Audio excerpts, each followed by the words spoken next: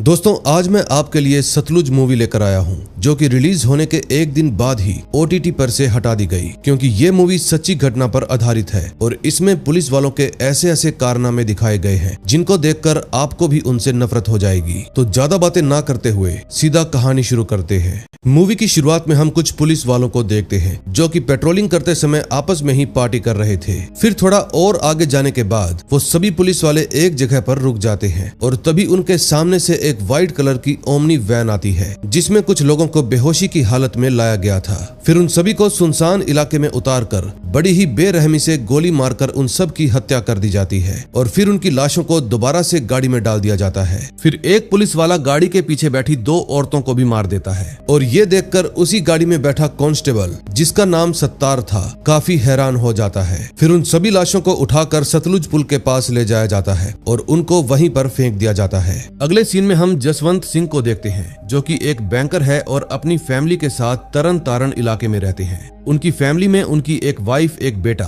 और एक छोटी बेटी भी है। जसवंत सिंह दिल के बहुत ही अच्छे इंसान है जो लोगों की हर तरह से हेल्प करते हैं। जसवंत ने अपने घर में एक छोटा सा ऑफिस भी बनाया हुआ है जहां अक्सर लोग अपनी परेशानियां लेकर आते रहते हैं। एक दिन वहां दो बूढ़े माता पिता आते हैं और अपने बेटे की तस्वीर दिखाते हुए गुहार लगाते हैं कि इसको ढूंढने में हमारी मदद करो। फिर जसवंत सिंह उन्हें हौसला रखने को कहता है और एक फाइल सौंपते हुए कहता है, ये फाइल आप बड़े बाबू के पास ले जाइए और उन्हें मेरा नाम बता दीजिए, आपका काम हो जाएगा। फिर वो दोनों उसका शुक्रिया अदा करते हैं और वहां से चले जाते हैं। इसके बाद जसवंत सिंह गांव में जाकर कुछ लोगों से गुरतेज नाम की एक महिला के बारे में पूछताछ करता है। फिर गुरतेज के परिवार में जाने पर पता चलता है कि वो एक हफ्ते से लापता है। फिर जसवंत सिंह उनसे पूछता है कि क्या आपने पुलिस में रिपोर्ट दर्ज करवाई, लेकिन उन सभी का यही कहना था कि पुलिस हमारी कोई बात नहीं सुनती और ना ही कोई हमारी रिपोर्ट दर्ज करती है। फिर जसवंत सिंह मायूस होकर वापस घर चला आता है। अब कहानी 6 महीने पीछे जाती है, जिसमें हम देखते हैं कि गुरतेज नाम की वो महिला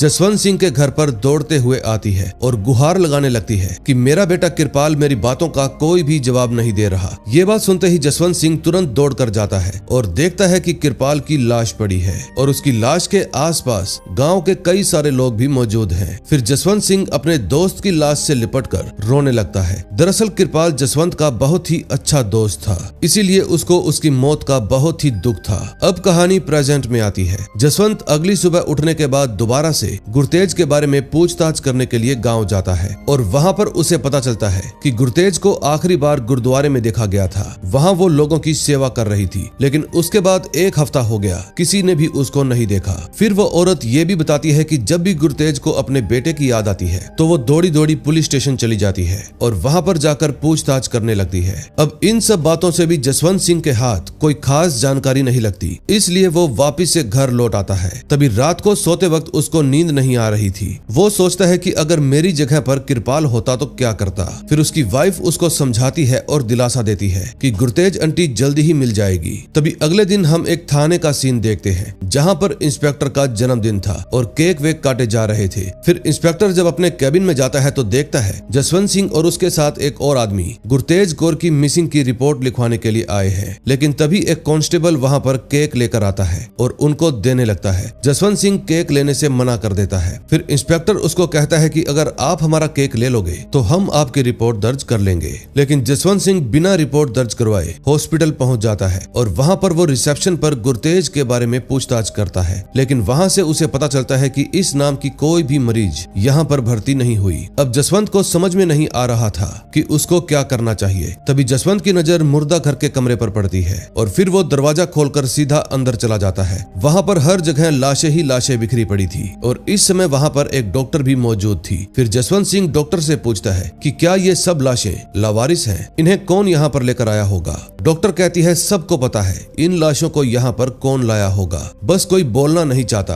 फिर जसवंत सिंह डॉक्टर से गुरतेज के बारे में पूछताछ करता है और उसकी फोटो भी दिखाता है। डॉक्टर गुरतेज की फोटो देखने के बाद सन्न हो जाती है, लेकिन तभी वहां पर एक कंपाउंडर डॉक्टर को बुलाने के लिए आ जाता है। फिर जाते जाते डॉक्टर बताती है कि ये आपको यहाँ नहीं मिलेगी। फिर जसवंत सिंह बाहर आकर सतनाम सिंह से मिलता है और गुरतेज आंटी की फोटो दिखाता है। सतनाम सिंह उसको बताता है कि ये औरत आपको नहीं मिलेगी, इसलिए इनको ढूंढना बंद कर दो और सीधा घर जाओ। दरअसल सतनाम और जसवंत दोनों दोस्त हैं। तभी सतनाम जसवंत से कहता है कि तुम इनको गलत जगह पर ढूंढ रहे हो। जसवंत जब इसका कारण सडन पूछता है तो सतनाम कोई भी जवाब ठीक ढंग से नहीं देता और जसवंत सिंह को इस मामले से दूर रहने को कहता है। अब जसवंत सिंह ढूंढते ढूंढते शमशान घाट पहुंच जाता है। फिर वहां पर एक आदमी बताता है कि हर रोज यहाँ पर ढेर सारी लाशें आती है और उन सब में से इनको पहचान पाना बहुत ही मुश्किल है। फिर जसवंत सिंह उनसे पूछता है कि यहाँ लाशों का नाम कौन लिखता है। फिर वो आदमी बताता है कि जहाँ से लकड़ी आती है वही लोग नाम वगैरह लिखते हैं। फिर वो आदमी जसवंत सिंह को कुछ रसीदें देता है जो कि लकड़ी वालों से ही यहाँ पर आई हुई थी। उस लिस्ट में गुरतेज का नाम मिल जाता है, लेकिन सामने लिखा हुआ था कि उनकी लाश लावारिस थी, यानी कि जरूर पुलिस ने उनका एनकाउंटर किया होगा। ये जानने के बाद जसवंत सिंह दोबारा से सतनाम के पास जाता है और फिर दोनों एक तालाब के पास जाकर बातें करते हैं। फिर जसवंत सिंह सतनाम से खुलकर बात करने को कहता है। सतनाम सिंह पुरानी कहानी बताने लगता है कि जब गुरतेज आंटी पुलिस वालों के पास अपने बेटे के बारे में पूछने के लिए गई तो पुलिस वाले उन्हें बार बार समझाते हैं और वापस घर जाने को कहते हैं, लेकिन फिर भी गुरतेज आंटी मानती नहीं और उनसे झगड़ा करना शुरू कर देती है। फिर गुरतेज आंटी खुद अपने बेटे कृपाल का नाम लेते लेते पुलिस की जीप में जाकर बैठ जाती है और उसके बाद वही सीन आता है जो हमने कहानी की शुरुआत में देखा था। पुलिस की जीप में बैठी जिन दो औरतों को मारा गया था उनमें से एक गुरतेज भी थी और इस बात का सतनाम सिंह को भी पता चल गया था। आगे सतनाम बताता है कि फिर उनकी बॉडी को हॉस्पिटल ले जाया गया और चेक करने पर पता चला कि उनकी सांसें अभी भी चल रही थी। लेकिन तभी एक इंस्पेक्टर दोबारा से गुरतेज को शहर से दूर ले जाता है और उनको खत्म करने के बाद दोबारा से हॉस्पिटल में लाकर लावारिस घोषित कर देता है और फिर उनकी बॉडी को जला दिया जाता है और इस बात की किसी को भी भनक तक नहीं लगती। अब ये सब सुनने के बाद जसवंत सिंह के पैरों तले से जमीन खिसक जाती है और वो सारी बातें घर जाकर अपनी पत्नी को भी बता देता है। फिर अगली सुबह उसी शमशान वाली लिस्ट को लेकर जसवंत सिंह एक लॉयर के पास जाता है और बताता है कि इस लिस्ट में 600 नाम है और ये लिस्ट मुझे शमशान घाट से मिली है, जबकि ऐसे ही और भी बहुत सारे शमशान घाट यहाँ पर मौजूद हैं। फिर जसवंत सिंह बताता है कि ये तो सरकारी खाते में लिखे थे, लेकिन जिनको नदी और तालाबों में फेंक दिया गया उनकी तो गिनती ही नहीं है। फिर लॉयर उसको समझाता है कि ये बहुत ही सेंसिटिव मैटर है, इसलिए जाओ जाकर बाकी के शमशान घाट में से और भी लिस्ट इकट्ठा करो, तभी हम कोई बड़ा केस बना सकते हैं, वरना इन सब का कोई मतलब नहीं निकलेगा। फिर जसवंत सिंह वहाँ का हर शमशान घाट छान मारता है और हर जगह की लिस्ट निकलवाता है। वो जहाँ पर लकड़ी बेची जाती थी वहाँ की भी लिस्ट निकलवाता है। तभी एक दिन जब वो शमशान घाट जाता है तो पुलिस की गाड़ी लावारिस लाशों को लेकर वहाँ पर आ जाती है और चुपके से जसवंत सिंह उन सभी की फोटो खींच लेता है और फिर लॉयर के सामने उनको ले जाकर रख देता है। लॉयर बताता है कि इनमें से जितने भी नाम हैं उन सभी के घर जाकर इन सभी के परिवार वालों को बताओ कि उनके घर के सदस्यों के साथ क्या क्या हुआ है, ताकि लोगों के बीच एकता बने। दूसरी तरफ सतनाम सिंह भी पुलिस स्टेशन से FIR की कॉपी लाकर जसवंत सिंह को सौंप देता है। फिर जसवंत सिंह लोगों के घर जा जाकर उन सभी को बता देता है कि जिन सदस्यों के नाम उन्होंने लापता लिस्ट में लिखवाए हुए हैं वो असल में सब के सब मारे जा चुके हैं, इसलिए हमें इसके खिलाफ आवाज उठानी पड़ेगी। फिर जसवंत सिंह उन सभी परिवारों को लेकर एक छोटी अदालत में पहुंचता है और गुजारिश करता है कि कार्यवाही को आगे बढ़ाया जाए, लेकिन कोर्ट में बैठी जज साहिबा उसकी किसी भी बात का ठीक से जवाब नहीं देती।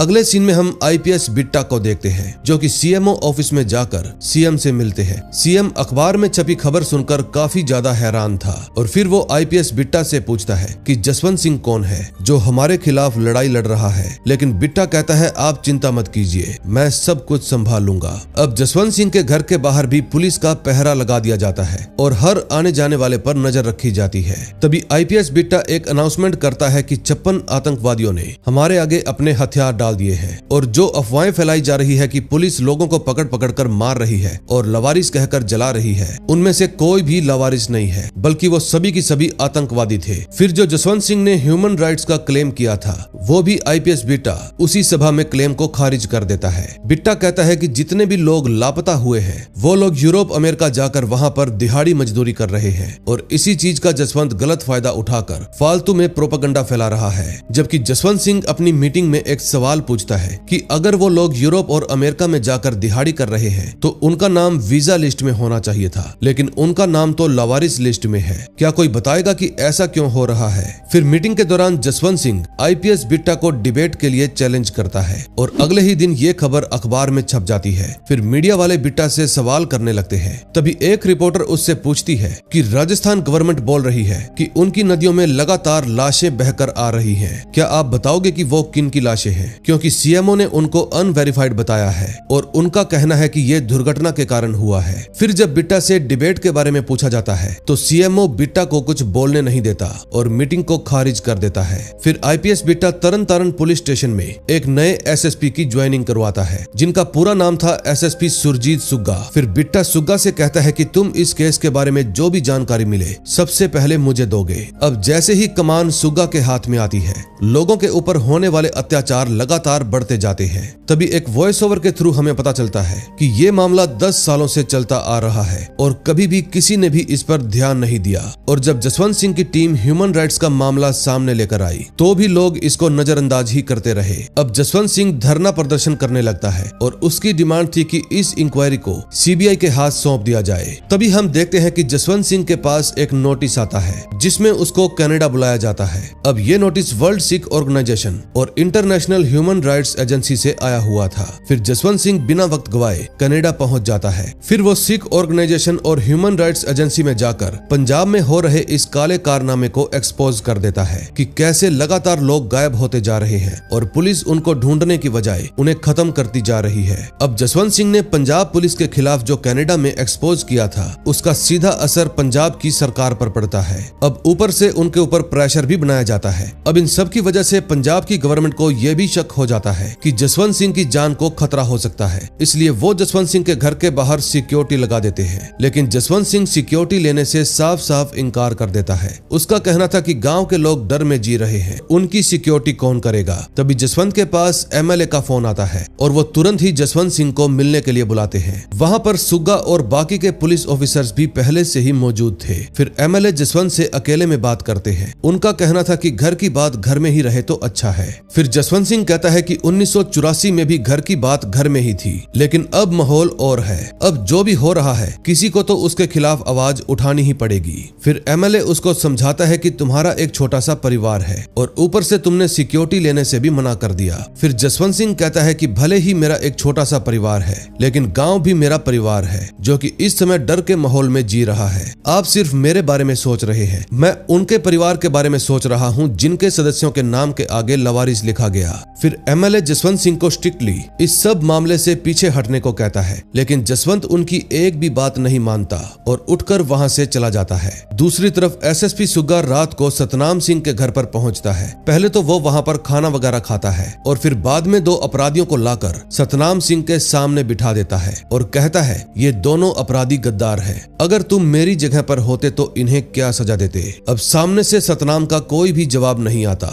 फिर सुग्गा बिना कुछ सोचे समझे उन दोनों को वहीं पर खत्म कर देता है और कहता है कि हमें खबर मिली है कि डिपार्टमेंट का कोई आदमी अंदर की खबरें बाहर ला रहा है और अब हम उसी को ढूंढ रहे हैं। फिर वो कहता है कि मुझे पता चला है कि जसवंत सिंह तुम्हारा दोस्त है, तो क्या तुम मुझे बताओगे कि तुमने आखिरी बार अपनी दोस्ती कब निभाई थी। तभी सतनाम की माँ सतनाम की तरफ से माफी मांगने लगती है और हाथ जोड़कर सुग्गा से विनती करती है कि प्लीज मेरे बेटे को छोड़ दो, इससे गलती हो गई। इसकी पत्नी भी प्रेग्नेंट है। लेकिन सुग्गा कोई भी रहम नहीं खाता और पूरी फैमिली को ही खत्म कर देता है। फिर अगली सुबह सीन ऐसे दिखाया जाता है कि जैसे पूरा का पूरा परिवार हथियारों की तस्करी किया करता था और आतंकवादियों से जुड़ा हुआ था, इसलिए इन सब का एनकाउंटर कर दिया गया है। इनके ही घर में एक और कांस्टेबल भी था जो कि घर से बाहर था। फिर जैसे ही वो सुबह अपने घर पर पहुंचता है तो घर का माहौल देखकर सुन रह जाता है। तभी जसवंत सिंह जब ये सब कुछ देखता है तो उसका गुस्सा और भी भड़क जाता है। फिर वो मीटिंग के दौरान फिर से गुहार लगाता है कि प्रोटेस्ट करते हुए मुझे 3 महीने से ज्यादा हो गए हैं, लेकिन अब तक मेरी किसी भी बात का जवाब नहीं आया,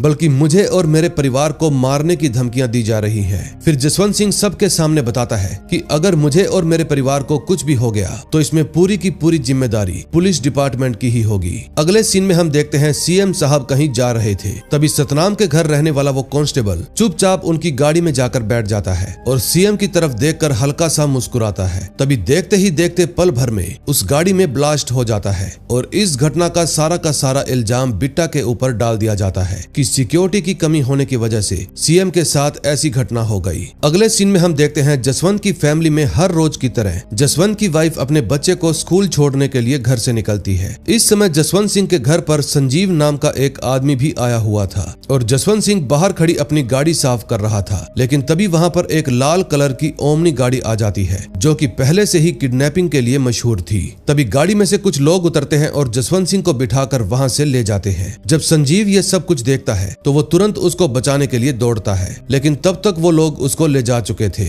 अब जसवंत सिंह के गायब होने की वजह से प्रोटेस्ट और भी ज्यादा बढ़ जाता है। अब सीबीआई की डिमांड भी बढ़ने लगती है। अब हर कोई यही पूछ रहा था कि जसवंत सिंह कहां पर है और अगर उसे कुछ हो गया तो उसकी सारी की सारी जिम्मेदारी पंजाब पुलिस की ही होगी। तभी जसवंत सिंह की पत्नी मीटिंग में जाकर कहती है कि जसवंत ने कहा था अगर उसको कुछ हुआ तो समझ लेना कि ये काम पुलिस डिपार्टमेंट का ही है। फिर वो सबसे सवाल करती है कि जसवंत सिंह कहां पर है। जब उसके सवाल का जवाब नहीं मिलता तो वो सीधा दिल्ली सुप्रीम कोर्ट में पहुंच जाती है और वहां से आदेश आता है कि अगर 1 महीने के अंदर अंदर पुलिस जसवंत सिंह को नहीं ढूंढ पाई तो इस केस को सीबीआई के अंडर कर दिया जाएगा। अब धीरे धीरे कई दिन गुजरते जाते हैं, लेकिन जसवंत सिंह का कोई भी अता पता नहीं था। फिर ये केस सीबीआई को हैंडल करने के लिए सौंप दिया जाता है। उस समय सीबीआई डिपार्टमेंट का जो सीनियर था उसका नाम था समुंदर सिंह। फिर वो तुरंत जसवंत सिंह के घर पर पहुंचता है और सबसे पहले जसवंत की वाइफ से बात करता है। समुंदर सिंह जसवंत सिंह की पत्नी से सवाल करता है कि खुलकर बताओ उस दिन क्या हुआ था जिस दिन जसवंत सिंह गायब हुआ था। फिर वो बताती है कि मैं अपने बच्चे को लेकर स्कूल छोड़ने के लिए स्कूटर से निकली थी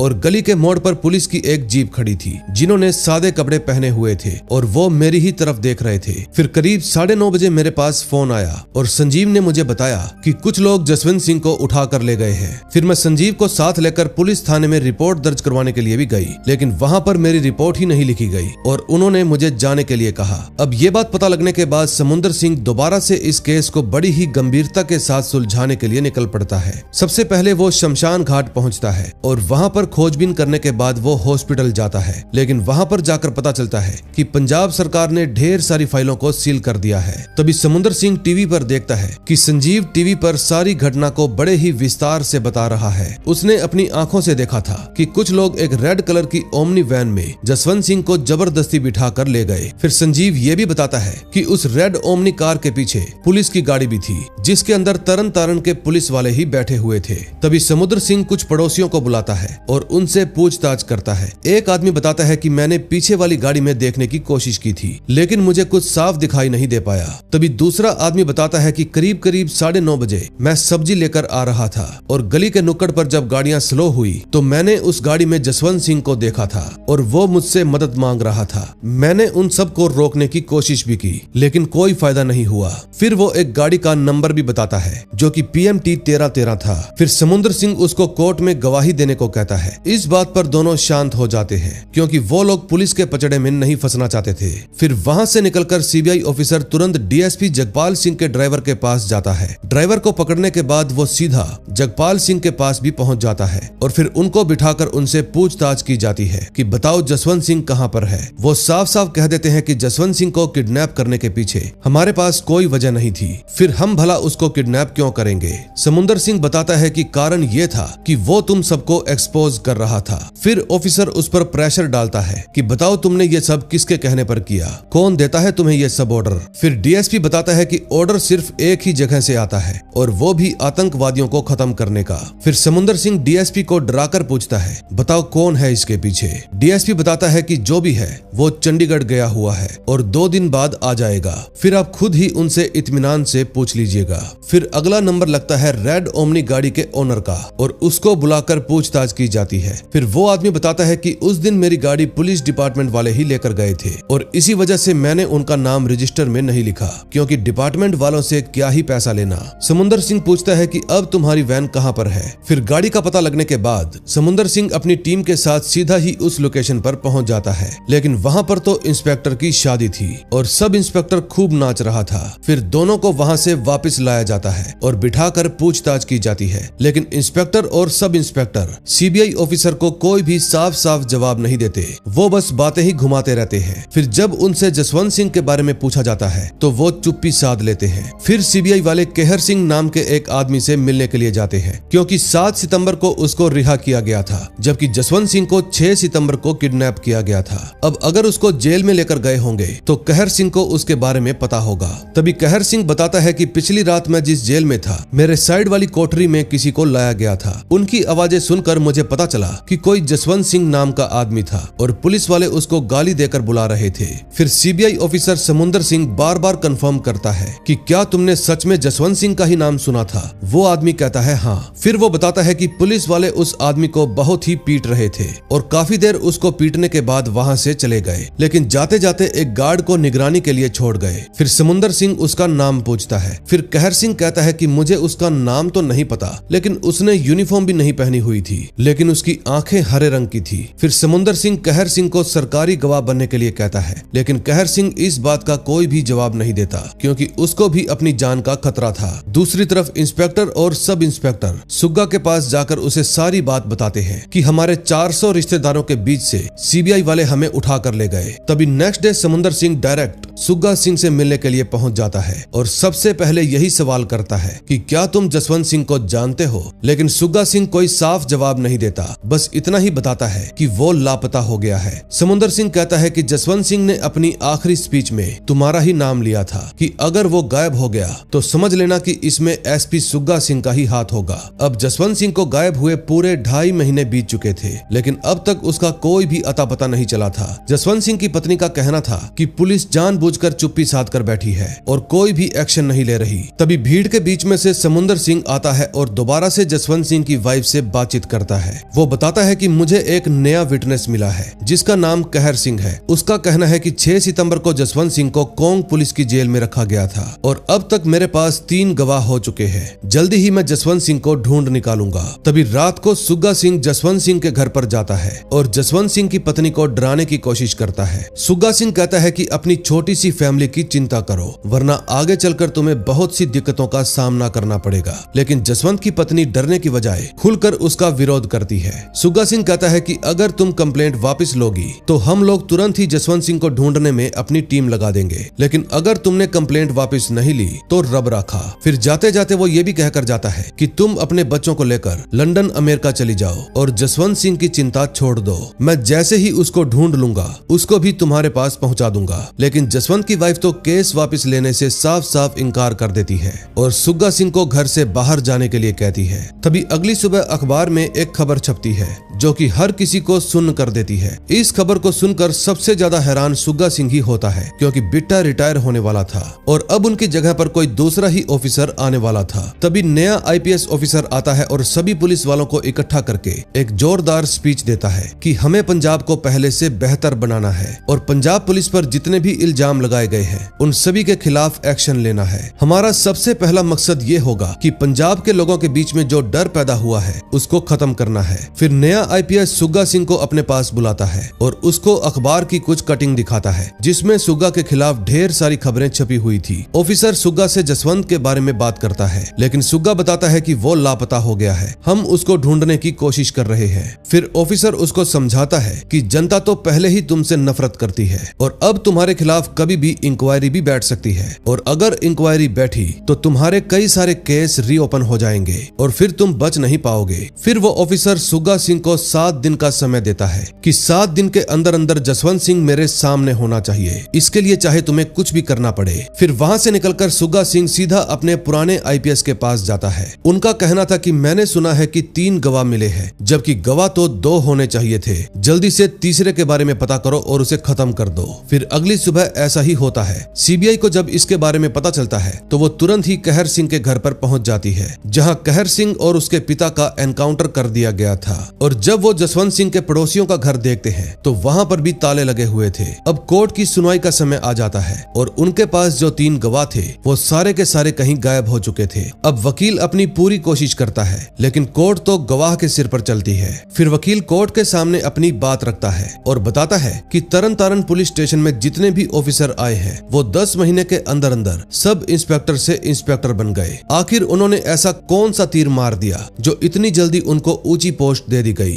अब वकील के कहे अनुसार जसवंत सिंह को किडनैप करने में जितने भी ऑफिसर शामिल थे उन सब को सस्पेंड कर दिया जाता है। इसके बाद सीबीआई ऑफिसर समुंदर सिंह सुग्गा सिंह के पास जाता है और उससे इस तरह से बात करता है जैसे वो लाचार हो गया हो, क्योंकि उसके सीनियर रिटायर हो गए हैं और जूनियर्स को सस्पेंड कर दिया गया है। अब वो इस खेल में अकेला ही बचा है और जल्दी ही उसका भी पत्ता साफ हो जाएगा। फिर सुग्गा सिंह बिट्टा के पास कॉल करता है, लेकिन कई बार कॉल करने के बाद भी बिट्टा उसका फोन नहीं उठाता। अब वो बहुत ज्यादा परेशान हो जाता है और गुस्से में शराब पीने लगता है, लेकिन आखिर में बिट्टा उसका फोन उठा ही लेता है। फिर सुग्गा सिंह बिट्टा से जवाब मांगता है और अपनी हेल्प करने के लिए कहता है, क्योंकि वो बुरी तरह से फंस फंस चुका था। फिर वो कहता है कि अगर मेरा ट्रांसफर जल्दी ही यहाँ से नहीं करवाया गया तो मैं तो डूबूंगा ही, साथ में सबको लेकर डूबूंगा। अब सुग्गा की ये बातें सुनकर बिट्टा समझ जाता है कि सुग्गा की वजह से वो भी खतरे में पड़ सकता है, इसलिए वो तुरंत ही सुग्गा को कुछ आदेश देता है और सुग्गा भी तुरंत अकेले ही गाड़ी लेकर वहाँ से निकल पड़ता है। तभी अगली सुबह सुग्गा की लाश ट्रेन की पटरियों के बीच पड़ी मिलती है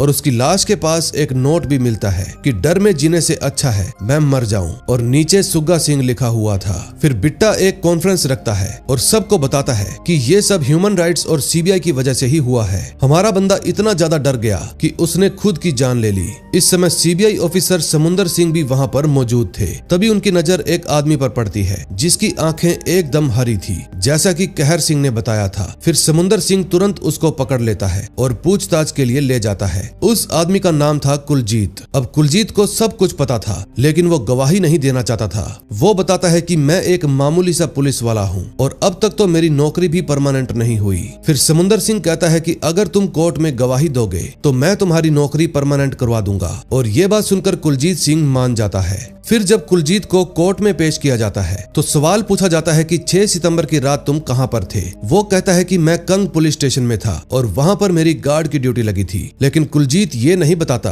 कि वहां पर जसवंत सिंह भी था, यानी कि अब वो अपनी गवाही से पलट चुका था। वो साफ साफ कह देता है कि सीबीआई वालों ने मुझ पर प्रेशर बनाया था कि मैं कोर्ट में ये कह दूं कि जसवंत सिंह भी उसी पुलिस स्टेशन में था। अब ये बात सुनने के बाद जज साहब सीबीआई पर नाराज हो जाते हैं और कोर्ट में झूठी गवाही दिलवाने के जुर्म में सीबीआई ऑफिसर समुंदर सिंह को इस केस से भी हटा दिया जाता है। तभी रात को जब कुलजीत सिंह सोने की कोशिश करता है तो उसके पास जसवंत सिंह आता है, यानी कि उसको जसवंत सिंह का ख्याल आता है और जसवंत सिंह कहता है कि जहां पर मैं गया हूं वहां पर तेरे जैसे और भी कई लोग हैं और भी बहुत सारे आने वाले हैं। अब उसकी ये बातें सुनकर कुलजीत रो पड़ता है और अगले ही पल जसवंत सिंह वहां से गायब हो जाता है। फिर दोबारा से कुलजीत सिंह सीबीआई ऑफिसर समुंदर के पास जाता है और गवाही देने के लिए मान जाता है। हालांकि इस पर बाकी के सीबीआई ऑफिसर मानते नहीं, क्योंकि कुलजीत एक बार तो पलट चुका था जिसकी वजह से सीबीआई की बदनामी हो गई और हो सकता है कि ये दूसरी बार भी पलट जाए। लेकिन समुंदर सिंह कुलजीत को आखिरी चांस देता है और उसे फिर से कोर्ट में पेश कर दिया जाता है। इस बार वो कोर्ट में सब कुछ सच सच बता देता है कि उस दिन क्या क्या हुआ था। वो बताता है कि उस दिन जब जसवंत सिंह की पत्नी अपने बच्चों को स्कूल छोड़ने के लिए गई तो उसके जाते ही रेड कलर की ओमनी वैन उनके दरवाजे पर आ पहुंची। उस समय जसवंत सिंह अपनी कार साफ कर रहा था और उसी हाल में उसको किडनैप कर लिया गया। उस ओमनी वैन के पीछे एक पुलिस की गाड़ी भी थी जिसमें बाकी पुलिस ऑफिसर बैठे हुए थे। फिर जसवंत सिंह को पकड़कर कंग जेल में ले जाया जाता है और वहां पर उसे खूब पीटा जाता है, लेकिन बावजूद इसके जसवंत सिंह अपनी बात पर अड़ा रहा, जबकि सुग्गा उसको बार बार बोल रहा था कि तुम इस मामले से पीछे हट जाओ। लेकिन जसवंत सिंह किसी की भी बात नहीं सुनता। अब हर रात जसवंत सिंह को खूब टॉर्चर किया जाता था और खूब मारा जाता था, लेकिन जसवंत सिंह ने अपनी जिद नहीं छोड़ी। फिर एक रात सुग्गा सिंह ने उसको गोली मार दी और मुझे बोला कि इसकी लाश को दरिया में फेंक देना, मछलियां भूखी हैं, उनका पेट भर जाएगा। अब कुलजीत की ये सब बातें सुनने के बाद कोर्ट में मौजूद हर एक आदमी रोने लगता है। फिर कुलजीत ये भी बताता है कि जब जसवंत सिंह मर गए थे तो उन्हें पुल से दरिया में फेंक दिया गया और ये घटना उसी दिन की थी जिस दिन सुग्गा सिंह जसवंत के घर पर उसकी पत्नी को डराने के लिए गया था। वो दिवाली की रात थी। अब कुलजीत सिंह की सारी बातें सुनने के बाद कोर्ट पंजाब पुलिस के ऊपर कड़ी से कड़ी कार्रवाई करने की सजा सुनाती है और इसी के साथ इस मूवी का एंड हो जाता है। मुझे लगता है कि उस समय सरकार मिलिटेंट को मारने के लिए इनाम के तौर पर पैसे और प्रमोशन देती थी और जब पुलिस वालों को कोई मिलिटेंट नहीं मिलता था तो वह आम घरों से लड़कों को पकड़ कर ले जाते थे और उनका इनकाउंटर करके मिलिटेंट के तौर पर नाम दर्ज करवा देते थे ताकि उनका प्रमोशन हो सके और इनाम भी मिल सके। और बात करें जसवंत सिंह की तो वो यही गंदा खेल रोकना चाहते थे, लेकिन उनका भी वही हाल हुआ जो बाकियों का हुआ। आपकी इस बारे में क्या राय है कमेंट में जरूर बताना। दोस्तों उम्मीद करता हूँ आपको ये मूवी पसंद आई होगी। इस मूवी में कुछ तो सच्चाई होगी, तभी तो इसको OTT से गायब कर दिया गया। अगर ये मनगढ़ंत होती तो आज भी OTT पे मौजूद होती। बाकी मेरी एक्सप्लेनेशन अच्छी लगी हो तो प्लीज वीडियो को लाइक करें, चैनल को सब्सक्राइब करें। मैं मिलूंगा आपको नेक्स्ट वीडियो में। Till then bye bye.